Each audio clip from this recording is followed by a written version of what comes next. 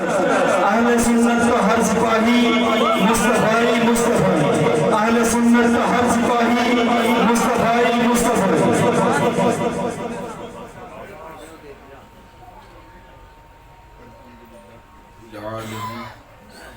والصلاة والسلام على سید الانبیاء والمرسلین۔ قال اللہ تعالی و تبارک فی القرآن المجید والفرقان الحمید۔ لقد کان لکم فی رسول اللہ اسوۃ حسنہ۔ صدق اللہ العظیم۔ اللہم صلی علی سیدنا و مولانا محمد وبارک وسلم۔ تمام حمد و ثنا، تعریف و توصیف اللہ جل مجدہ الکریم کی ذات بابرکات کے لیے، جو خالق کائنات بھی ہے اور مالک ششجہات بھی۔ اللہ جل وعلا کی حمد و ثنا کے بعد حضور نبی اکرم شفیع امم رسول محتشم نبی مکرم، اللہ کے پیارے امت کے سہارے، رب کے محبوب دانائے غیوب، مالک رکاب امم فخر عرب و عجم، والی کون و مکان سیاح لا مکان، سید انس و جاں سرور لالا رخاں، نیر تاباں سرنشین مہوشاں، ماہ خوباں شہنشاہ حسینہ، تتیمہ دوراں سرخیل زہرہ جمالہ، جلوہ صبح ازل نور ذات لم یزل، باعث تکوین عالم فخر آدم و بنی آدم، نیر بطحہ راستار ما اوحا، شاہد ما طغا صاحب علم نشرہ، معصوم آمینہ احمد مجتبیٰ حضرت محمد مصطفیٰ صلی اللہ علیہ وآلہ وسلم کے حضور ناز میں اپنی عقیدتوں، ارادتوں اور محبتوں کا خراج پیش کرنے کے بعد، عزتوں کی مسند پر جلوہ فراز، عالی مرتبت، ذی وقار، محترم محتشم علماء کرام اور واجب الاحترام ذوی الاحتشام برادران اسلام، السلام علیکم ورحمۃ اللہ وبرکاتہ۔ بتوفیق باری تعالی مجھے اور آپ کو حضور علیہ السلام کے ذکر جمیل کی سعادت مندیاں نصیب ہو رہی ہیں۔ دعا ہے اللہ تعالیٰ میری اور آپ کی حاضری کا ایک ایک لمحہ قبول فرمائے اور قابل عمل باتوں پر توفیق عمل نصیب فرمائے۔ آپ جانتے ہیں کہ حضور علیہ السلام کو اللہ تعالیٰ نے صورت کا جمال بھی عطا فرمایا اور میرے محبوب کو سیرت کا نکھار بھی عطا فرمایا۔ میرے حضور صورت میں بھی بے مثال، میرے حضور سیرت میں بھی بے مثال، ان جیسی نہ صورت کسی کو ملی ہے اور ان جیسی نہ سیرت کسی کے حصے میں آئی ہے۔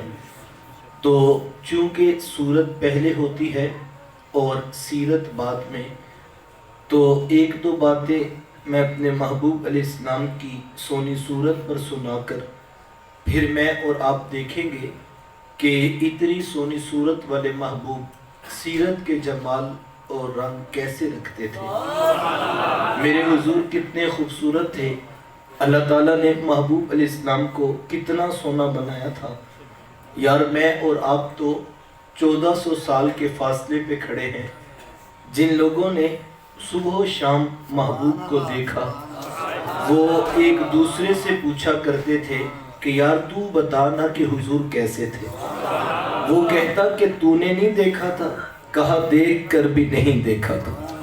حضرت عمر بن عاص رضی اللہ تعالیٰ عنہ فرماتے ہیں اگر تم مجھ سے کہو نا کہ محبوب علیہ السلام کے حسن کا نقشہ بیان کرو، فرماتے ہیں ما اتقت، میرے اندر طاقت ہی نہیں ہے۔ اور حضرت حسان بن ثابت رضی اللہ تعالیٰ عنہ فرماتے ہیں کہ میں جو محبوب علیہ السلام کے حسن کو بیان کرتا ہوں تو اس کی وجہ یہ تھی کہ مجھے ایک طریقہ آ گیا تھا، جس وجہ سے میں نے ان کو دیکھا ہے اور ان کا حسن بیان کرتا ہوں۔ پوچھا گیا وہ کون سا طریقہ تھا؟ تو فرمانے لگے فَلَمَّا نَظَرْتُ إِلَىٰ أَنْوَارِهِ فَوَضَعْتُ كَفِّي عَلَىٰ عَيْنِي خَوْفًا مِّن ذِهَابِ بَصَرِي۔ کہا جب محبوب کا جمال جہاں آرا دیکھا کرتا تو اپنے ہاتھوں کی انگلیاں آنکھوں پہ رکھ کر انگلیوں کی اوٹ سے دیکھا کرتا۔ کیوں؟ خوفا من ذہاب بصری، فرماتے ہیں ڈر لگتا تھا کہیں جلموں کی چمک سے آنکھوں کی بینائی نہ چلی۔ یہ کون کہہ رہے ہیں؟ حضرت حسان بن ثابت رضی اللہ تعالیٰ۔ اور آپ جانتے ہیں کہ حسان بن ثابت شاعر ہیں، اور شاعر حسن دیکھنے میں بڑا دلیر ہوتا ہے۔ وہ بھی میرے آقا کے حسن کو دیکھ رہا ہے تو آنکھوں پہ انگلیاں رکھ کر دیکھ رہا۔ یہی بہتر ہے کہ وہ پردے میں روح پوش رہے، یہی بہتر ہے کہ وہ پردے میں روح پوش رہے، گر وہ پردہ اٹھا دے تو کسے ہوش رہے۔ اللہ نے وہ حسن عطا کیا تھا جو دیکھتا جاتا بس دل دیتا چلا جاتا۔ امام زرقانی علیہ الرحمہ نے حضور علیہ السلام کے حسن پر بڑی خوبصورت ایک بات لکھی ہے کہ ایک دن آقا کریم علیہ السلام صحابہ کو فجر کی نماز پڑھائی اور مسجد نبوی سے باہر نکلے۔ چلتے چلتے مدینہ تو نور سے باہر ہو لیے۔ صبح کا موسم تھا اور ٹھنڈی ہوائیں بھی مدینے والے کو سلام کرنے پہنچ رہی۔ چلتے چلتے جب مدینہ تو نور سے حضور دور ہوئے تو آگے ایک قافلے کو دیکھا جنہوں نے پڑاؤ کیا تھا۔ ان کے خیمے نصب تھے اور ان کے اونٹ باہر بندھے ہوئے تھے۔ جب میرے حضور وہاں سے گزرے نا تو حضور کی نگاہیں ایک سرخ رنگ کے اونٹ پہ رک گئی۔ آقا کریم علیہ السلام کو وہ اونٹ پسند آ گیا۔ یار مقدر اس اونٹ کے جو آقا کو پسند آ گیا، دعا کیا کرو مالک ایسا بنا دے تجھے بھی پسند آ جائے، تیرے محبوب کو بھی پسند آ جائے۔ کیونکہ زندگی تو وہی زندگی ہے نا جس میں محبوب بھی خوش ہو، محبوب کا خدا بھی خوش ہو۔ بھلا وہ بھی کوئی زندگی ہے جس میں محبوب خدا ہی ناراض ہو؟ تو حضور نے اہل قافلہ سے آگے بڑھ کر پوچھا کہ اے قافلے والوں کیا اونٹ بیچتے بھی ہو؟ انہوں نے بیچنا تھا یا نہیں بیچنا تھا؟ کہا کتنا سونا آ گیا تو کہا ہاں بیچتے ہیں۔ میرے شیخ طریقت پڑھا کرتے ہیں نہیں میں دل ویچا میں جگر ویچا جے پیارا محمد آ جائے، نہیں میں دل ویچا میں جگر ویچا جے پیارا محمد آ جائے، نہیں میں اپنا سارا کاربار ویچا جے پیارا محمد آ جائے۔ انہوں نے بیچنا تھا یا نہیں بیچنا تھا؟ حضور نے اپنے میٹھے لہجے سے پوچھا کہ اونٹ بیچتے ہو؟ کہا ہاں بیچتے ہیں۔ کتنے کا بیچتے ہو؟ اتنے کا بیچتے ہیں۔ قیمت طے ہوگی تو حضور فرمایا کہ میں اونٹ تو خریدنے نہیں آیا تھا، میں تو یوں ہی گزر رہا تھا کہ تمہارا اونٹ پسند آ گیا، میں تمہیں جا کر اس کی قیمت بیچ دوں۔ انہوں نے کہا ٹھیک ہے۔ جب کسی کو نقد سودا دیا جائے تو اس کا عطا پتہ نہیں پوچھا جاتا، لیکن جب کوئی چیز بندہ ادھار دیتا ہے یا تو پہلے سے جانتا ہوتا ہے یا کوئی شے گروی رکھی جاتی یا کوئی شخص ضمانت ڈال دیتا ہے۔ اب حضور سے پہلی ملاقات تھی، جانتے تھے کوئی نہیں، پتہ پوچھا کوئی نہیں، شے گروی رکھی کوئی نہیں۔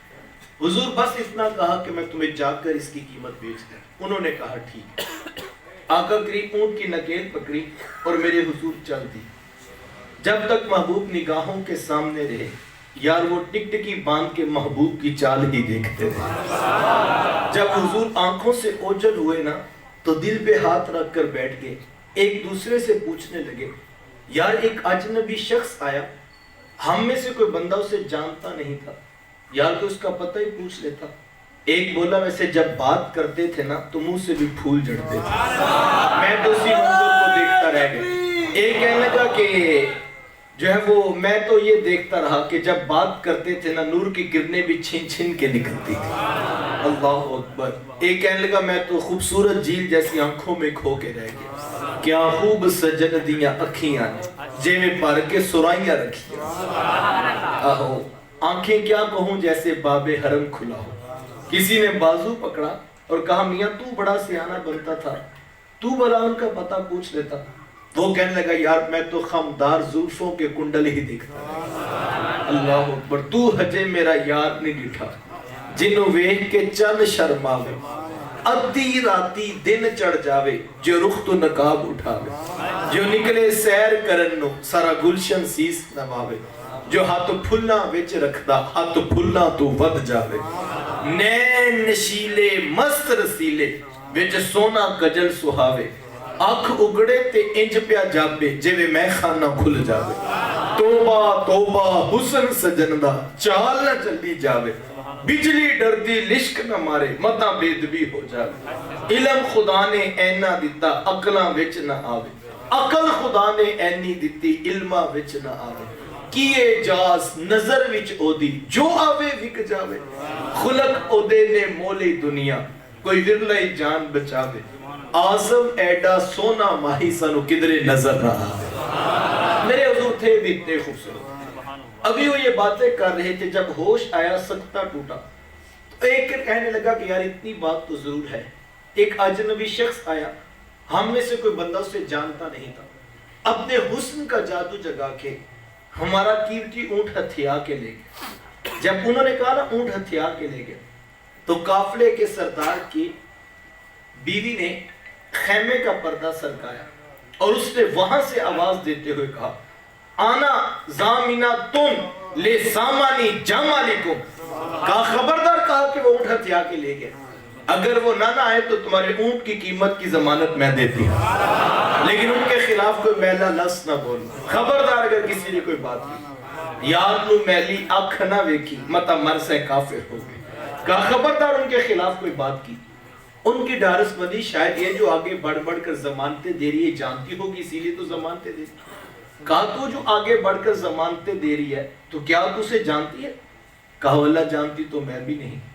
تو کہا پھر تو کیوں ضمانتیں دے رہی ہے کہا جب تم سے باتیں کر رہے تھے نا خیمے کی اوٹ سے میں نے بھی ان کا چہرہ دیکھا تھا اور میرا دل گواہی دیتا ہے اتنی سونی صورت والا کبھی جھوٹا ہو ہی نہیں سکتا دیکھنے والے کہا کرتے ہیں اللہ اللہ یاد آتا ہے خدا دیکھ کے صورت تیری اللہ نے چہرہ اتنا خوبصورت بنایا امام یوسف نبہانی علیہ الرحمہ نے حضور علیہ السلام کی مہر نبوت پر گفتگو کرتے ہوئے لکھا ہے کہ آقا کریم علیہ السلام سے قبل جتنے بھی انبیاء ہوئے ان کی مہر نبوت ہاتھ پہ ہوتی تھی جب کوئی آتا مصافحہ کرتا چمکتی ہوئی مہر نبوت دیکھتا تو پہچان لیتا یہ اللہ کے نبی لیکن حضور علیہ السلام کی مہر نبوت محاذ قلب پر پیچھے چھپا کے رکھی گئی تو اس کی بہت ساری حکمتیں ہیں لیکن امام یوسف فرماتے ہیں ایک حکمت یہ تھی کہ محبوب کوئی آئے اور تیرے ہاتھ ٹٹولتا پھرے یہ بات جچتی نہیں ہے چہرہ اتنا سونا بنا دیا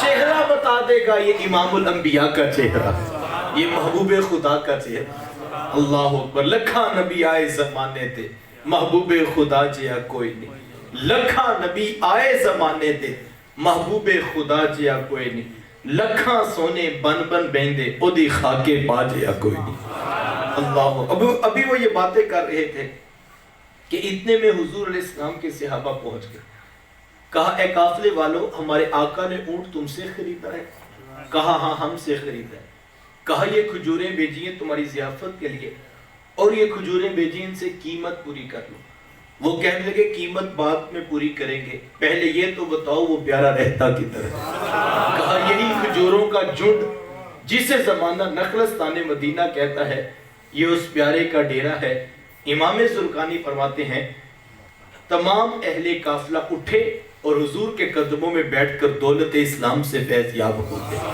تیری تک کے اداواں میں مرید ہو گئے مزہ تو اس بات کا نا ہم 3-3 گھنٹے تقریر کریں گلے پھاڑ پھاڑ کے تھک جائیں لوگوں کے عقائد میں زبر اور زیر کا فرق نہ پڑے یہ میری اوقات ہے یاد کی خطیب کی حیثیت ہے لیکن صاحب میرے حضور تقریر نہ کریں ہاں وہی سے مزین دلائل نبوت نہ پیش کریں بلکہ صرف خاموشی سے اونٹ خرید کے چلے جائیں لوگ کلمے پڑھتے پیچھے مدینے پہنچ جائیں پھر کمال ہے مدینے والے کا یاد ہے اللہ اکبر اسی لیے میرے شیخ طریقت پڑھا کرتے ہیں ڈٹھے ورق پھول قرآن دے سارے تیری شان جیا نہیں کوئی ہور ڈٹھا تیری شان دا کرے مقابلہ جڑا اونو عاشقاں اصلی چور ڈٹھا کوئی نور آکھے کوئی بشر آکھے پہندہ رات دینے ایہو شور ڈٹھا اللہ والیاں گل مکا دیتی تساں ہور ڈٹھا ساں ہور ڈٹھا تم نے پتہ نہیں کیا دیکھا ہے، پتہ نہیں کیسی کیسی باتیں کرتے ہو. ہم تو ان کی بات کر رہے ہیں، ہم تو ان کے ذکر کی محفل سجائے بیٹھے ہیں. یار جو بات بھی نہیں کرتے مجمع خرید کے مدینے پہنچا دیتے. اللہ اکبر. آؤ چند لمحوں کے لیے دیکھتے ہیں اتنی سونی صورت والے محبوب سیرت کے جمال اور رنگ کیسے رکھتے تھے. آپ جانتے ہیں کہ حضور علیہ السلام کی جب ولادت ہوئی تو 7 دن تک اپنی والدہ حضرت آمینہ سلام اللہ علیہ کا دودھ پیا. 8ویں دن یہ اعزاز دشمن اسلام ابو لہب کی کنیز سویبہ کو حاصل ہوا. اس نے حضور علیہ السلام کو دودھ بھی پلایا اور دیکھ بھال بھی کی. یہ چند دن کا دودھ تھا، یہ چند دن کی دیکھ بھال تھی، لیکن میرے آقا نے سویبہ کے اس احسان کو پوری زندگی یاد رکھا. مکے میں تھے تو میری ماں کہہ کے پکارا کرتے. مدنی دور آیا تو یہاں مدینے سے ان کے لیے کپڑے بھی بھجوایا کرتے اور رقم کا بھی بندوبست کیا کرتے. یہ ہے شریعت، یہ ہے سیرت جو حضور لے کر آئے. میرے حضور تشریف فرما تھے. دور سے ایک بوڑھی خاتون کو اپنی طرف آتے دیکھا. آقا کریم علیہ السلام کی نظر پڑی تو میرے حضور اٹھ کھڑے ہوئے. میری ماں میری ماں میری ماں پکارتے ہوئے اور دوڑ لگاتے ہوئے ان کے قریب پہنچے. پھر کندھوں سے وہ چادر اتار کر نیچے زمین پر بچھا دی جسے میں اور آپ کائنات کا قیمتی اثاثہ سمجھتے ہیں.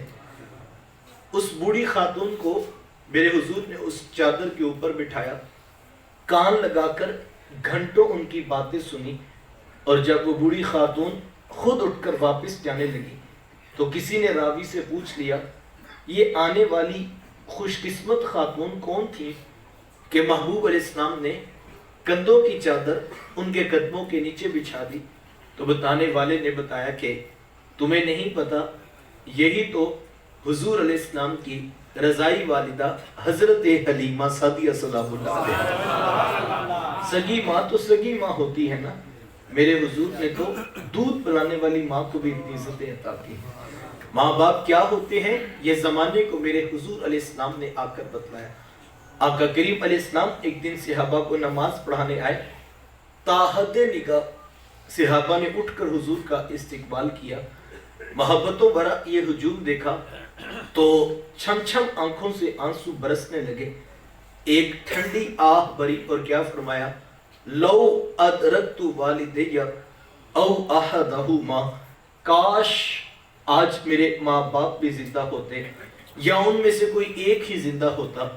بندے نے دکھوں کا دور دیکھا ہو، اللہ بات میں سہولتیں عطا کر دے تو بندہ آرزو کرتا ہے کاش آج میرے ماں باپ بھی میرے ساتھ ہوتے. میرے گھر میں غربت دیکھی تھی، آج دولت کی ریل پیل بھی دیکھتے. میرے آنگن میں مصیبتیں دیکھی تھی، آج محبتوں کے کھلے ہوئے گلاب بھی دیکھتے. میری ذلتوں کا دور دیکھا تھا، سر پہ سجی ہوئی عزتوں کی دستار بھی دیکھتے. بندہ آرزو کرتا ہے کاش آج میرے ماں باپ بھی میرے ساتھ ہوتے. آپ جانتے ہیں کہ حضور ابھی شکوے مادر میں تھے کہ میرے حضور کے والد کا انتقال ہو گیا. 6 سال کی عمر ہوئی. ابوا کی ریت کا مقام کا سفر تھا. 3 نفوس پر مشتمل قافلہ ہے. حضرت ام ایمن، حضرت آمینہ سلام اللہ علیہ اور حضور علیہ السلام کہ حضرت آمینہ کو بھی بخار ہو گیا. سمجھ گئی کہ میرا یہ بخار جان لیوا ثابت ہوگا. ام ایمن کو قریب بلایا، اپنے در یتیم کا ہاتھ ان کے ہاتھ پہ پکڑاتے ہوئے فرمایا، ام ایمن میرے اس بیٹے کو باحفاظت امیر قریش عبد المطلب تک پہنچا دینا.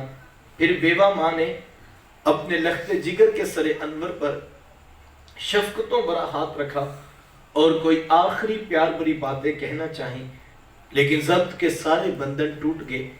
چھم چھم آنکھوں سے آنسو برسنے لگے. آخری لفظ جو کائنات کی عظیم ماں نے اپنے بیٹے سے کہے وہ کیا تھے؟ کہا بیٹا، ہر نئی چیز نے پرانے ہو جانا ہے اور ہر باقی نے فنا ہو جانا ہے. میں بھی جا رہی ہوں، وَذِكْرَ بَاق وَوَلَدْتُ طُهْرًا، لیکن میرا ذکر باقی رہے گا اس لیے کہ میں تیرے جیسا ستھرا بیٹا چھوڑ کے جا رہی ہوں. جن ماؤں کے بیٹے اتنے اچھے ہوتے ہیں ان کے تذکرے نہیں مٹا کرتے ہیں. یہ آخری لفظ کہے کہ محبوب علیہ السلام کی والدہ کا انتقال ہو گیا۔ آنکھیں بند ہوئیں تو حضور بار بار اپنی ماں کو ہلاتے اور ساتھ بولتے کہ امی آپ بولتی کیوں نہیں، امی آپ بولتی کیوں نہیں، لیکن آگے سے کوئی جواب نہیں آ رہا تھا۔ پھر 6 سال کی عمر میں اپنے ننھے نبوت والے ہاتھوں سے کتنے حوصلے سے ماں کی قبر کو کھودا ہوگا، اندر ماں کا جسد اتھر رکھا، اوپر سے مٹی انڈیل کر آنکھوں سے آنسوؤں کا چھڑکاؤ کیا اور میرے حضور ام ایمن کے ساتھ چمٹ کر بیٹھ گئے۔ آج ہو بھی کیا سکتا تھا، مدینہ المنورہ میں حضور علیہ السلام کی والدہ کا انتقال ہوتا تو ہزاروں صحابہ جنازے کے جلوس میں شریک ہوتے، آسمان سے فرشتے بھی پھولوں کے ہار لے کر پہنچتے، لیکن وہ کیا کسی نے کہا تھا تجھے کن پھولوں سے ہم کفن دیں، تو جدا ہی ایسے موسموں میں ہوا جب درختوں کے ہاتھ پھولوں سے خالی تھے، 2 پھول ہوتے، میرے حضور اپنی ماں کی قبر پہ رکھ کر اپنے دل کو تسلی دے لیتے، پھر کتنے حوصلے سے ماں کی لحد کو چھوڑا ہوگا، بار بار پلٹ کر دیکھتے نہ جانے دوبارہ یہاں آنا بھی ہوگا یا کہ نہیں ہوگا۔ پھر شعب ابی طالب کی گھاٹی بھی آئی، طائف کے بازاروں میں پتھر بھی مارے گئے، گندی اوجھنیاں جس میں اتھر پہ ڈالی گئی، ایک بدبخت گلے میں کپڑا ڈال کر تاؤ بھی دیتا ہے۔ ایک طویل دکھوں کا سفر کاٹ لینے کے بعد آج جب مسجد نبوی میں میرے حضور نماز پڑھانے کے لیے آئے، تا حد نگاہ صحابہ نے محبت میں اٹھ کر محبوب کا استقبال کیا۔ یہ محبت برا ہجوم عاشقہ دیکھا تو آنکھوں میں آنسو آ گئے اور میرے حضور کی نگاہ پلٹ کر ابوا کی ریت کے ٹیلوں پر پہنچ گئی اور ایک ٹھنڈی آہ بری اور کیا فرمایا، لو ادرکت والدیہ او احدہما، کاش آج میرے ماں باپ بھی زندہ ہوتے یا ان میں سے کوئی ایک ہی میرے پاس ہوتا، پھر میں لوگوں کو نماز عشاء پڑھا رہا ہوتا، اس میں سورہ فاتحہ کی تلاوت کر رہا ہوتا، پھر میری ماں کو میرے ساتھ کوئی کام یاد آ جاتا، وہ دروازے پہ آتی، چلمن سرکاتی، اپنے میٹھے اور پیار بھرے لہجے میں فرماتی، ابنی محمد، میرے بیٹے محمد میری بات تو سنو۔ کہا لوگوں میں نماز کا مصلی چھوڑ کر پہلے ماں کی بات کو سن لیتا۔ زمانے کو عملاً بتایا کہ ماں کا وجود کتنا معتبر ہوتا ہے، یہاں تک ارشاد فرما دیا، فرمایا جس کا باپ راضی ہے میں محمد ضمانت دیتا ہوں اس کا عرش کا رحمان بھی راضی ہے، اور جس کا باپ ناراض ہے اس کا عرش کا رحمان بھی ناراض ہے۔ کائنات کی قیمتی متاع جنت تھی، کھینچ کر کے ماں کے قدموں تلے بچھا دی۔ یہ ماں باپ کو عزت، یہ ماں باپ کو مقام، یہ ماں باپ کو رتبہ کس کے صدقے ملا ہے؟ مجھے کہنے دیجئے یہ فیض ہے آمینہ کے لال کا۔ یقین جانیے ایک میلاد کیا ہے، ساری زندگی سر سجدے میں رکھ کر تشکر کے کلمے پڑے جائیں، حق شکر ادا نہیں ہوتا ہے۔ جتنا بڑا انعام رب نے کیا کہ اپنا محبوب، ان کی سیرت، ان کی صورت مجھے اور آپ کو میسر آ گئی۔ آقا کریم علیہ السلام نے ایک ایک رشتے کو تقدس دیا۔ بہنیں کیا ہوتی ہیں یہ زمانے کو میرے حضور علیہ السلام نے آ کر بتلایا۔ آپ جانتے ہیں آقا کریم علیہ السلام کا نہ کوئی سگا بھائی تھا نہ کوئی سگی بہن، میرے حضور در یتیم ہیں۔ سینہ صدف میں اکیلے پرورش پانے والے موتی کو در یتیم کہا جاتا ہے۔ حضور بطن آمنہ میں اکیلے پرورش پائی ہے، لیکن جب رضاعت کا شرف عطا کرتے ہوئے میرے حضور حضرت حلیمہ سعدیہ سلام اللہ علیہا کے یہاں تشریف لے گئے تو آپ جانتے ہیں کہ ان کی ایک بیٹی تھی جن کا نام شیمہ یا شیمہ بتایا جاتا ہے۔ وہ رشتے میں حضور علیہ السلام کی رضائی بہن لگتی تھی۔ قبیلہ بنو سعد کے رواج کے مطابق شام کو جب مائیں کھانا پکانے لگتی تو بہنیں اپنے بھائی گود میں اٹھا کر باہر کھلے میدان میں لے آتی۔ ہر بہن کی گود میں اس کا بھائی ہوتا اور وہ اپنے بھائی کے حسن کے قصیدے پڑھ رہی ہوتی۔ اگر کسی کے بھائی کا رنگ کالا ہوتا تو وہ کہتی رنگ کالا ہے تو کیا ہوا، میرے بھائی کے نقوش دیکھو کتنے خوبصورت ہیں، اس کی اٹھی ہوئی ناک، اس کی جیل جیسی خوبصورت آنکھیں تو دیکھو کتنی پیاری۔ تو وہ نقوش کو معیار حسن قرار دیتی۔ اور اگر کسی کے بھائی کا رنگ گورا چٹا ہوتا وہ کہتی رنگ نہیں تو کچھ نہیں، حسن تو ہوتا ہی سارا رنگت میں ہے، میرے بھائی کا رنگ دیکھو کتنا گورا چٹا ہے۔ تو یہ بحث مباحثہ چل رہا ہوتا اور کوئی بہن ہار ماننے کو تیار نہ ہوتی۔ اتنے میں ایک سم سے حضرت شیمہ اپنا ویر محمد اٹھا کے لے آتی اور کہتی ذرا میرے ویر کا مقابلہ بھی تو کرو نا۔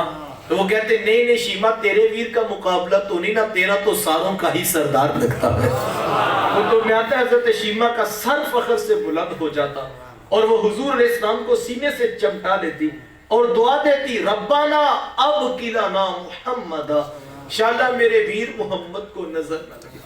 آج میں دیکھ رہی ہوں بچوں کا سردار ہے، کل اپنی آنکھوں سے دیکھو جوانوں کا بھی سردار ہے۔ زندگی کے لیل و نہار گزرتے گئے، حضرت شیما کی شادی ہوگی۔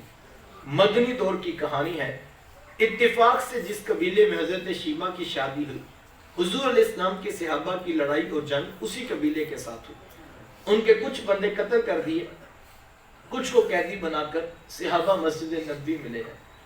عرب کے رواج کے مطابق قیدیوں کو چھڑانے کے لیے قوم کے سردار فدیہ اور فنڈ اکٹھا کرنے کے لیے نکلے، ہر دروازے پر دستک دیتے اور فنڈ مانگتے۔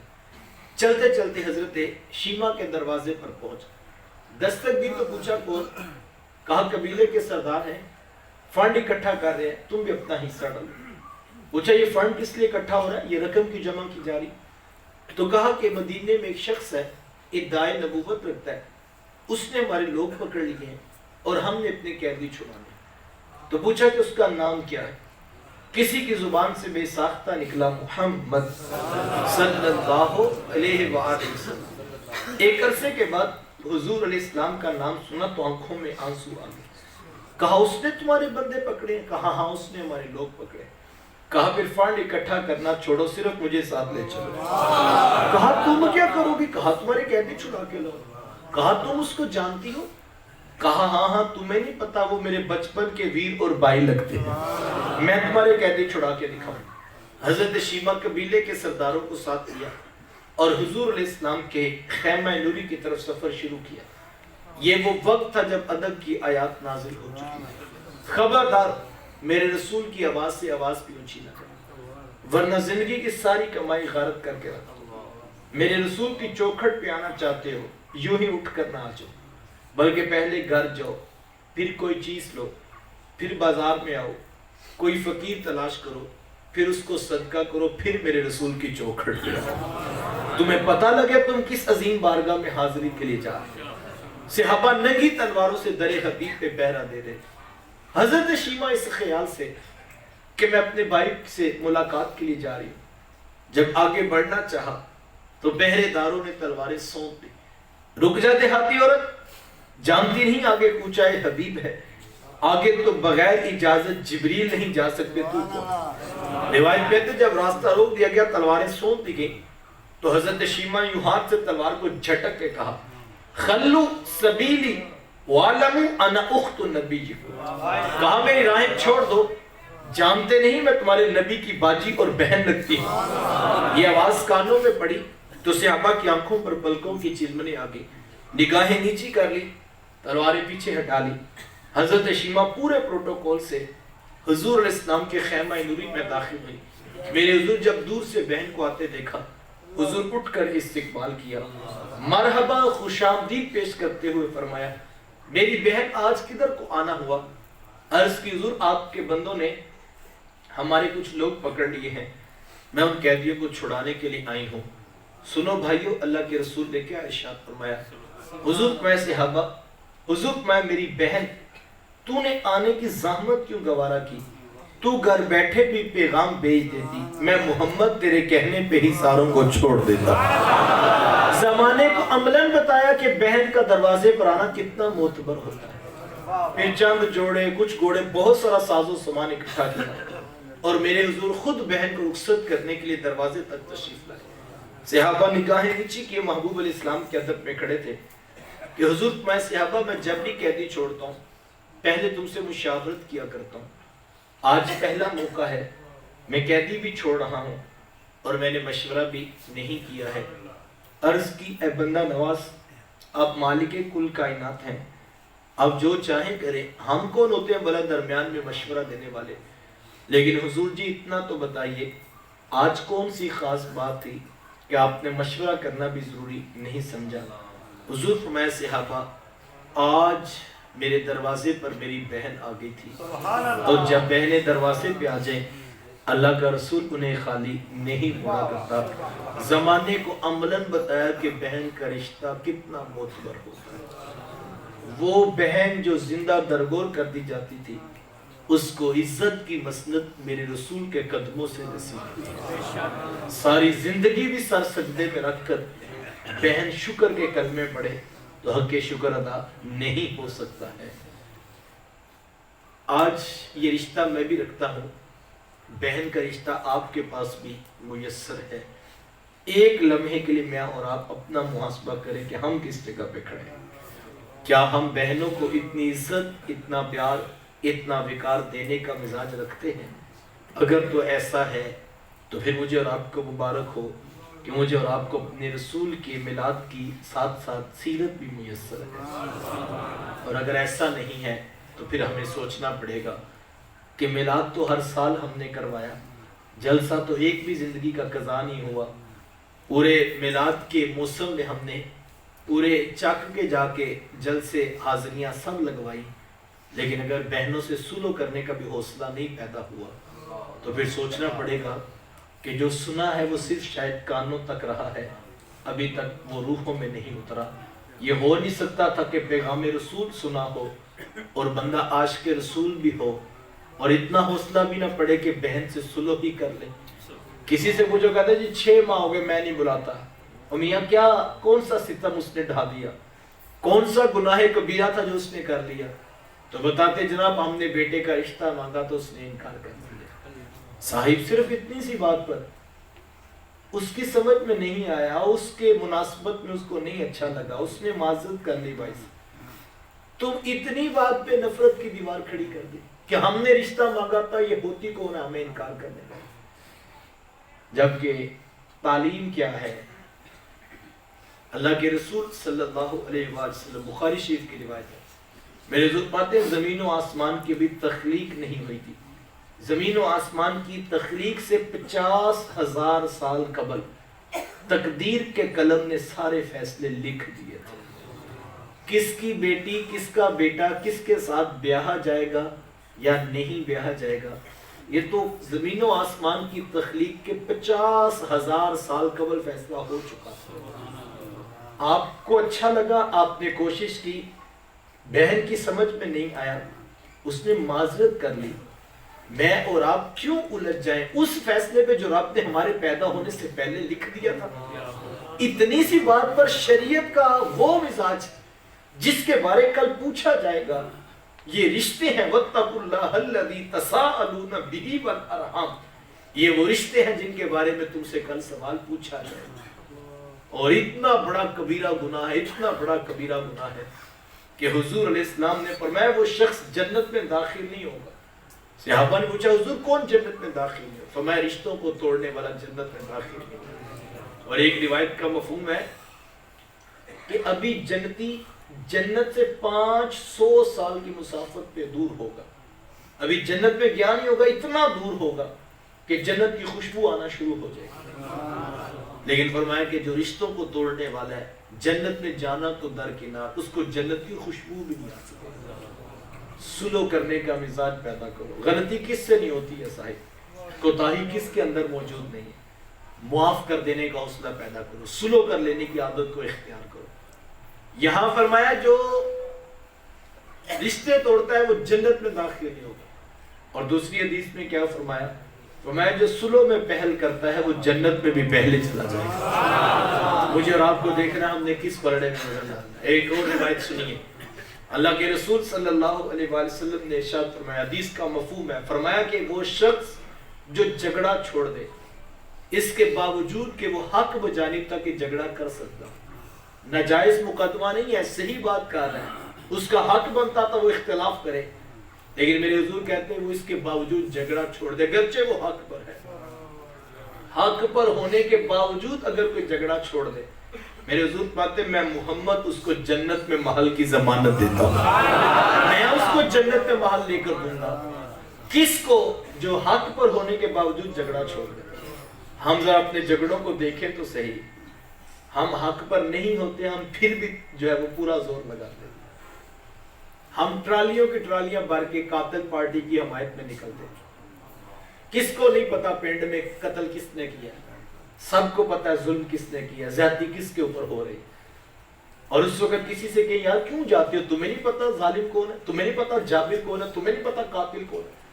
وہ کہتے ہیں یہ بات چھوڑو، قاتل کون ہے، سچا کون ہے، جھوٹا کون ہے، ہم نے یہ دیکھنا ہماری برادری کس پرڑے میں کھڑے، ہم نے برادری بچانی ہے۔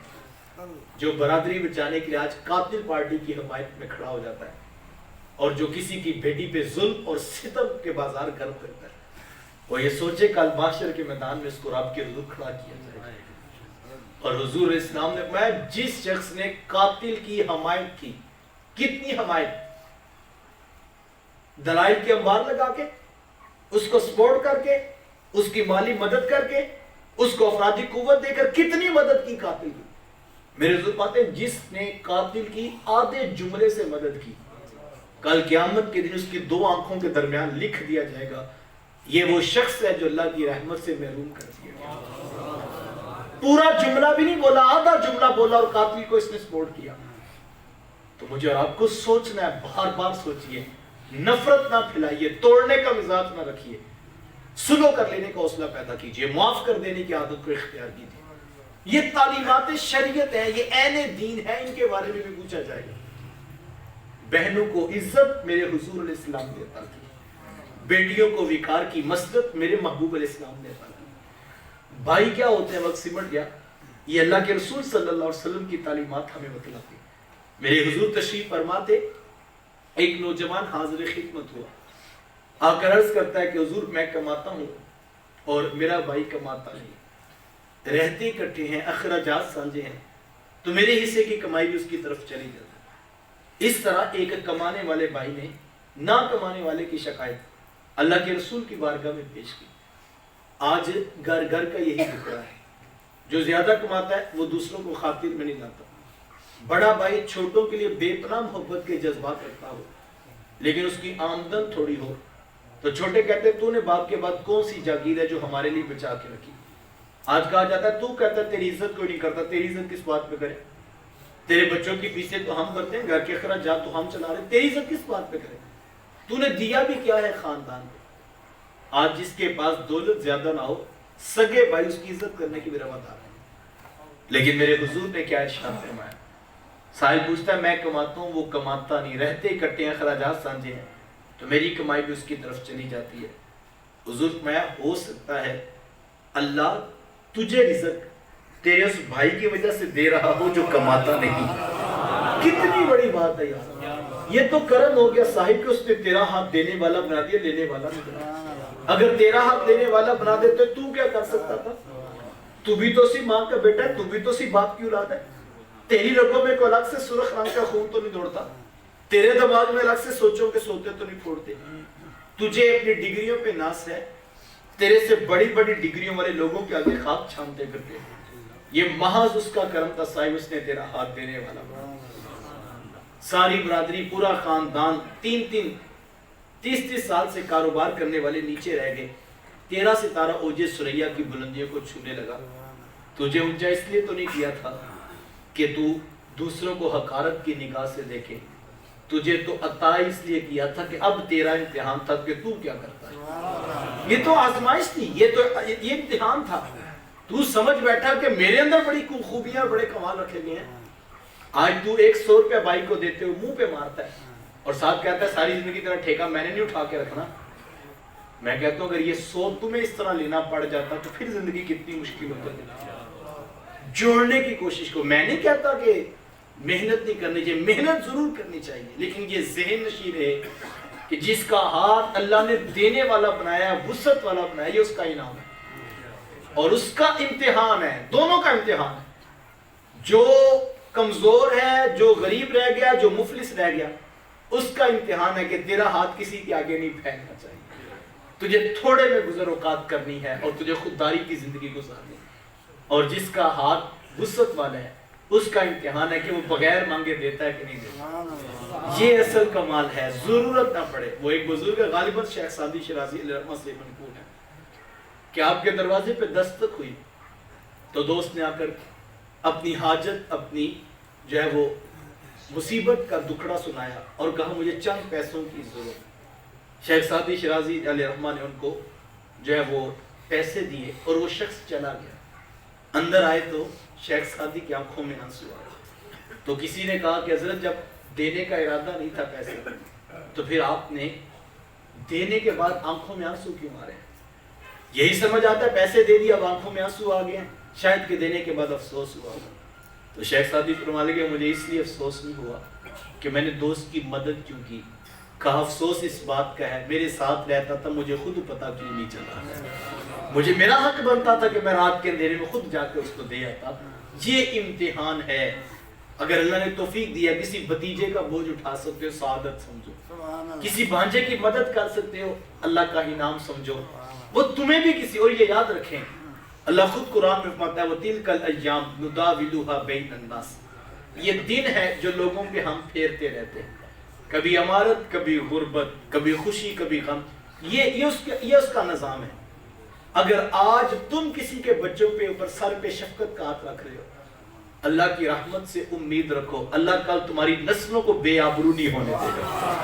اگر یہ نیکی کی طاقت، اگر تم کسی بھتیجے کو کسی بانجے کو عطا کر رہے ہو اللہ تمہاری نسلوں کی آبرو بچائے گا اور تمہاری اولاد کبھی محتاج نہیں ہوگی، اور اگر کبھی ایسا ہو گیا تو ان کے اوپر کوئی سر پہ شفقت والا ہاتھ ضرور آئے گا، چونکہ یہ نیکی کا صلہ ہے جو نسلوں کو نصیب ہوتا ہے۔ بانٹنے کی کوشش کیجیے، اس دنیا سے کوئی کچھ نہیں لے کر گیا، ہم خالی ہاتھ آئے تھے، ہم نے خالی ہاتھ ہی جانا ہے، نہ کفن میں جیب ہے نہ قبر میں الماری رکھنے کی اجازت ہے، جو یہاں پر ہے وہ ہمیں چھوڑ کر ہی جانا ہے۔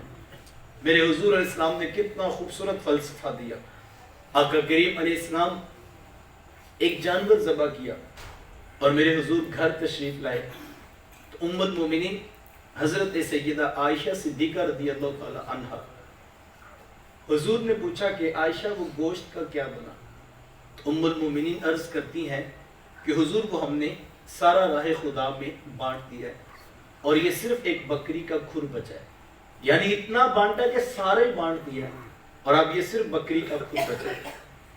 تو میرے حضور علیہ السلام نے تاریخ ساز جملہ ارشاد فرمایا اور حضور فرمایا عائشہ بچا یہ تو نہیں ہے، بچا تو وہ ہے جو اس کے نام پر بانٹ دیا۔ یہ ہمارا دھوکہ ہے، ہم میں سے ہر بندہ سمجھتا ہے جو بٹوے میں ہیں، جو الماری میں ہیں، جو دراز میں ہیں، جو اکاؤنٹ میں ہیں وہ بچ گئے ہیں۔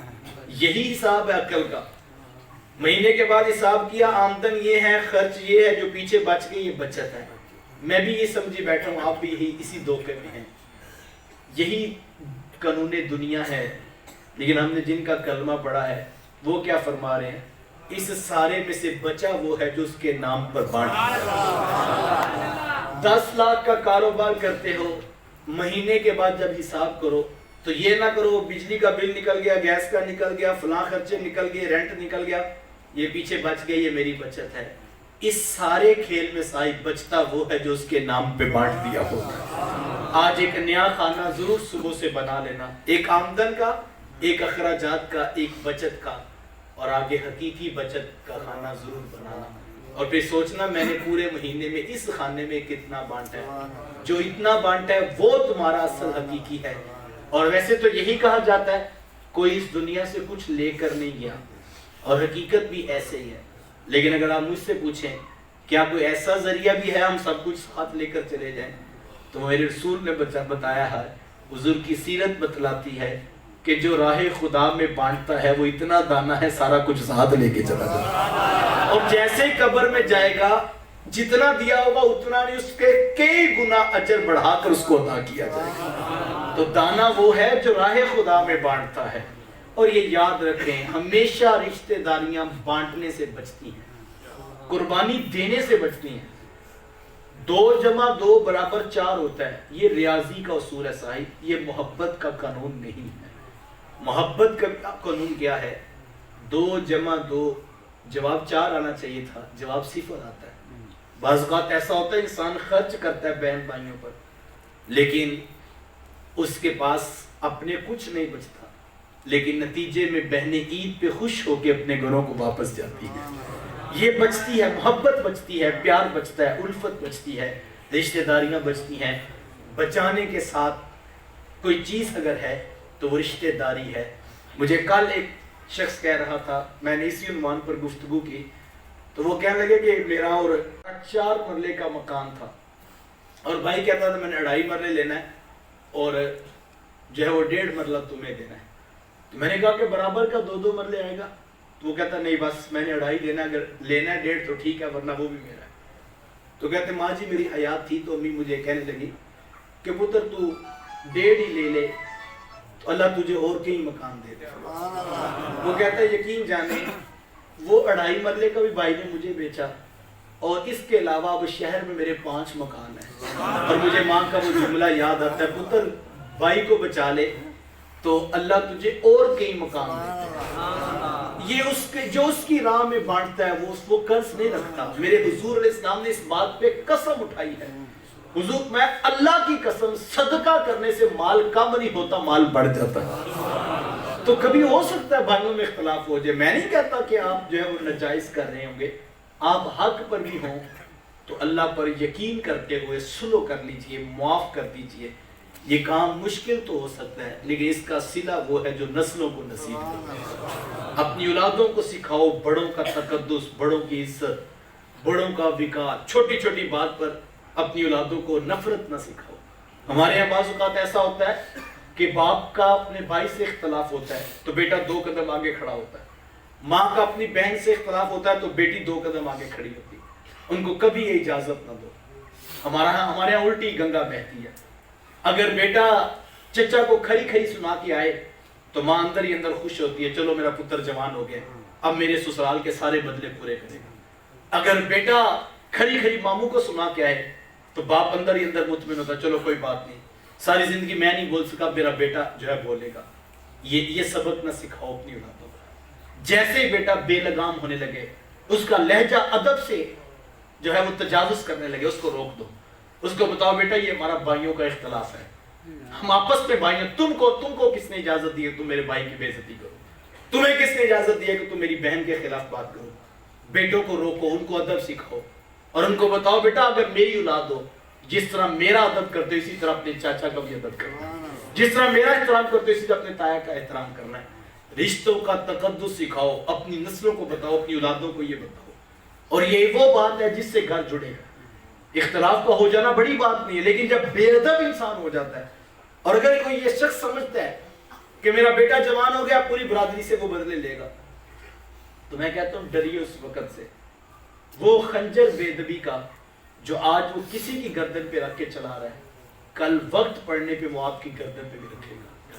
یہ مت سوچئے گا کہ وہ صرف چچا تایا ماموں خالہ کو برا کہے گا، جب ضرورت پڑے گی وہ ماں باپ کو بھی برا کہے گا. چونکہ جس کا لہجہ بے ادب ہو گیا وہ کسی کو معاف نہیں کرے گا. جب تک اس کی ہاں میں ہاں معاملات بنائیں گے تب تک وہ ادب کے لہجے میں رہے گا. اور جیسے ہی آپ تجاوز کریں گے اس کا لہجہ جو ہے وہ ٹیڑھا ہو جائے گا. اور یہ لہجے کا ٹیڑھا پن یہ نسلوں کو برباد کر دیتا ہے. مجھے اور آپ کو ادب سکھانا ہے. میرے حضور علیہ السلام نے، میں بات مکمل کر دوں، حضرت انس رضی اللہ تعالیٰ عنہ کو اتنی خوبصورت وصیت کی ہے. حضرت انس رضی اللہ تعالیٰ عنہ یہ وہ خوش قسمت صحابی رسول ہیں جنہوں نے 10 سال اللہ کے رسول کی خدمت کی ہے. اور فرماتے 10 سال میں محبوب علیہ السلام کے پاس بیٹھا ہوں. تو حضور کی حدیث سناتے ہیں کہ حضور نے فرمایا تھا، اے انس اپنے بڑوں کا احترام کیا کرو، جب تم بوڑھے ہوگے اللہ تمہارے ادب والے پیدا کر دے گا. اپنے بڑوں کا، اپنے بوڑھوں کا احترام کرو، جب تم بوڑھے ہوگے تمہارے ادب والے پیدا. یہ حضرت انس سنایا کرتے ہیں. پھر زمانے نے دیکھا کہ انس وہی تھے، انس کی جوتیاں اٹھانے والے بھی موجود تھے. جو بڑوں کا ادب کرتا ہے، حضور فرماتے ہیں اللہ جب وہ بوڑھا ہوگا اللہ اس کے ادب کرنے والے پیدا فرماتے ہیں. تو اگر کوئی بڑوں کا ادب کرتا ہے تو وہ کسی پر احسان نہیں کر رہا، وہ اپنے بڑھاپے پہ احسان کر رہا ہے. اور ایک روایت کا مفہوم تو اس طرح بھی ہے، حضور فرماتے ہیں جس شخص نے سفید بالوں والے کا حیا کیا وہ ایسے ہے گویا اس نے اپنے رب کا احترام کیا. ہمیں لہجوں کا ادب، ہمیں گفتگو میں ادب، ہمیں بڑوں کا ادب، چچا تایا ماموں خالہ پھپھو کا ادب، یہ رشتوں کا تقدس ہے جو حضور علیہ السلام کا دین ہے. حضور جوڑنے والا دین لے کر آئے ہیں اور یہ دین کا خاصہ ہے کہ یہ دین پرایوں کو بھی جوڑنے کی دعوت دیتا ہے. اور جنہوں نے کلمہ پڑھ لیا ہو ان کے لیے اس کے احکامات کتنے واضح ہونے چاہیے. آئیے اپنے رسول کی تعلیمات کو، اپنے محبوب علیہ السلام کی زندگی کو اپنائیے اور سیرت کے اجالوں میں ان کو اپنے حصے کی شمع کو روشن کیجئے۔ بصمیم قلب بارگاہ ربوبیت میں دعا گو ہوں، اللہ تعالیٰ میری اور آپ کی حاضری کا ایک ایک لمحہ قبول فرمائے، اور جو کہا جو سنا اس پر عمل کی بھی توفیق عطا فرمائے۔ وآخر دعوایا ان الحمدللہ۔